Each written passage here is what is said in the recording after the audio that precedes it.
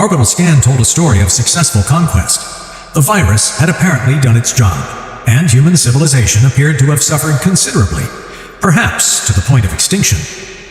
Admiral Krav stood at the center of the bridge, his massive frame imposing as he observed the holographic displays that flickered with data from Earth's surface. His skin, with its distinctive texture of dried soil and rock, caught the artificial lighting in a way that made him appear almost statuesque. The deep crevices and rough patches across his epidermis created complex patterns that shifted subtly as he breathed, each inhalation causing tiny flakes of dust to drift from his shoulders. It was a trait that had served his species well on their homeworld of Korthax, where their natural camouflage allowed them to blend seamlessly with the planet's arid canyons and weathered mountainsides. Here, aboard the sterile metallic confines of his flagship, the evolutionary advantage seemed almost comical, a walking boulder commanding a space fleet. His four eyes surveyed the bridge with indifference as his crew bickered over landing coordinates. Their voices, a mixture of grinding stone and shifting gravel, filled the command center as they debated the merits of various touchdown sites. Krav's uniform, specially tailored to accommodate his species' unique physiology, stretched tight across his broad chest where patches of his skin had hardened into something resembling armor plating. Navigator Strack approached with the characteristic shuffle of their kind, his feet, more like flexible stone paddles, scraping against the deck plating. The navigator's skin was lighter than Krav's, more sandstone to the Admiral's granite, and nervous moisture had begun to seep through the cracks in his epidermis, creating tiny mud trails down his face. "Admiral," Strack began, his voice like pebbles tumbling down a hillside. "We've identified an optimal landing zone in what the humans designated as Central Park. The area provides adequate space for our entire landing party and immediate access to multiple abandoned structures." He gestured toward the holographic display with a hand that looked as if it had been carved from bedrock. "We can begin testing these buildings immediately, determine if any of this human infrastructure is salvageable, or if we'll need to tear it all down for redevelopment." Krav barely glanced at the display. The minutiae of planetary reconstruction held no interest for him. His thoughts were already light years away, focused on the accolades that would surely follow this successful operation. The Dominion's High Council would have no choice but to acknowledge his value. A virgin world, stripped of its dominant species by their bioweapon, ready for colonization, all accomplished without losing a single soldier. His rocky features attempted what might have been a smile, though on his species it looked more like a geological fault line shifting. "Land where you see fit, Navigator," Krav rumbled, his voice rough as stone. "Just ensure we can extract some compelling footage for the Conquest report. The Council appreciates visual documentation of our victories." The descent through Earth's atmosphere was a spectacle worthy of any conquest report.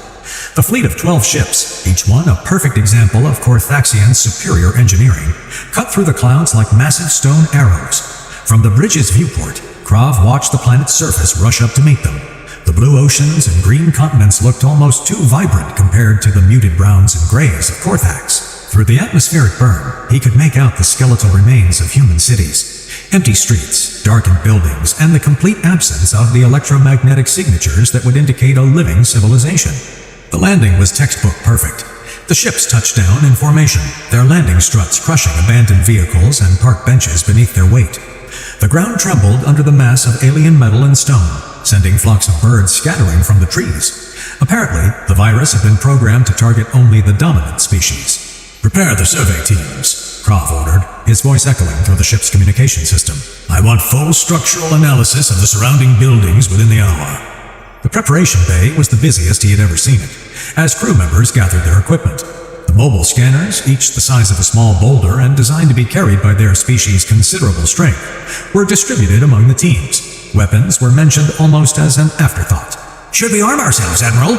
asked Tactical Officer Gorth, his craggy features expressing what might have been uncertainty. Krav made a dismissive gesture that sent small particles of his outer layer drifting to the deck. "If it makes you feel better, take them, though I hardly think we'll be needing weapons to fight ghosts and empty buildings." A grinding chuckle spread through the assembled crew. The virus had never failed before. In over 30 conquered worlds, not once had a target species survived its tailored destruction. The survey team assembled in the main airlock, their rocky forms creating a sound like an avalanche in slow motion as they moved. Each member wore the standard expedition suit, not for environmental protection, as their silicon-based biology could withstand far harsher conditions than Earth could offer, but for equipment storage and communication. Krav led from the front, his massive form first to step onto Earth's soil. The abandoned city stretched before them, a ghostly monument to humanity's sudden absence. Skyscrapers reached toward the sky like grave markers, their windows dark and lifeless. The survey team moved in formation, their heavy footfalls creating a thunder-like noise as they marched toward the nearest tower. The sound echoed off the empty buildings, returning to them as ghostly reverberations. They had covered perhaps 300 meters when it began. The ground shook. It started as a subtle vibration, barely noticeable to a species accustomed to the geological instability of their homeworld. But it grew stronger, louder, more unnatural. Navigator Strack immediately activated his connection to the ship. "Seismic activity detected," he reported, his voice betraying the first hints of concern. "Magnitude increasing. This doesn't match any geological survey data from our orbital scans." Krav's four eyes swiveled independently, scanning the horizon in all directions. That's when he saw them, countless smoke trails rising from concealed positions throughout the city. His mind, honed by decades of military service, recognized the signatures immediately. "Launch exhausts." "Defensive positions!" he roared, but his words were swallowed by the deafening sound of explosions. The fleet, their pride and joy, their ticket home, erupted in a chain of flashy blasts.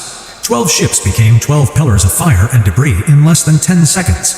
The shockwave knocked several of the lighter crew members off their feet, their rocky forms clattering against the pavement like scattered stones. When the smoke began to clear, when their vision adjusted to the new reality of their situation, they saw them. Armored vehicles emerged from concealed positions, garage doors, camouflaged bunkers, even rising from what had appeared to be solid ground. Flying machines filled the sky, their rotors beating the air into submission. And among them, on foot and in vehicles, were humans. Very much alive humans. Armed humans. Humans who moved as one to surround the suddenly very vulnerable survey team. The crew members who managed to raise their weapons, those few who overcame their shock quickly enough to remember they were armed, were cut down instantly. Devastating fire from a dozen angles turned them into so much rubble before they could squeeze off a single shot. The message was clear. They had already lost. Krav found himself on his knees, though he couldn't remember falling. His four eyes focused on the human approaching him, a figure in military gear whose face was hidden behind a tactical helmet. The Admiral's voice, when he found it, was barely more than grinding sand. "The virus," he managed. "You should all be dead. The virus has never failed." The human removed the helmet, revealing a scarred face that spoke of survival against all odds. When the human smiled, it was without warmth.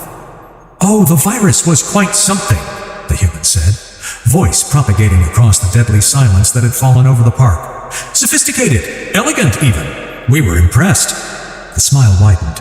"So impressed that we reverse engineered it, made some improvements, and sent an upgraded version back to your homeworld. You know, as a thank you gift." Krav's rocky features couldn't pale, but something in his posture conveyed the same effect. The human continued gesturing to the surrounded aliens indifferently. "Good thing we have some test subjects now. We need to make sure version 2.0 works properly on your species before we check on how your homeworld is."